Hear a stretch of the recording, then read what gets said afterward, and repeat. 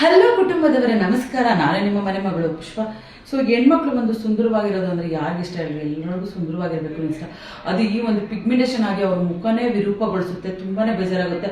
ಪಾಪ ನನಗೆ ಫೋಟೋಗಳು ಕಳಿಸ್ತಾರೆ, ಹೇಗಿರುತ್ತೆ ಅಂದರೆ, ಸೊ ನಾನು ಕೂಡ ನೀವು ಅನುಭವಿಸ್ತಾರ ಪ್ರಾಬ್ಲಮ್ ನಾನು ಕೂಡ ಅನುಭವಿಸಿದ್ದೆ ಇವಾಗ ಒಂದು 5 ವರ್ಷ ಹಿಂದೆ. ಸೊ ಈ ಮೂಗತ್ರ ಇಲ್ಲಿಂದ ಇಲ್ಲಿವರೆಗೂ ಫುಲ್ ಪಿಗ್ಮೆಂಟೇಷನ್ ಆಗಿತ್ತು. ನಾನು ಬಿಫೋರ್ ಆಫ್ಟರ್ ಫೋಟೋ ಕೆಳಗಡೆ ಇದೆ, ಚೆಕ್ ಮಾಡಿ. ಸೊ ಇಲ್ಲಿಂದ ಇಲ್ಲಿವರೆಗೂ ಆಗಿ ನನಗೆ ಅದಕ್ಕೆ ಎಷ್ಟು ಒಂದು 50,000 ರೂಪಾಯಿ ಖರ್ಚು ಮಾಡಿದೆ, ನನಗೆ ಹೋಗ್ಲೇ ಇಲ್ಲ. ಸೊ ನನಗೋಗಿದ್ದು ಒಂದೇ ಒಂದು ಅಬ್ರಾಡ್ ಕ್ರೀಮ್.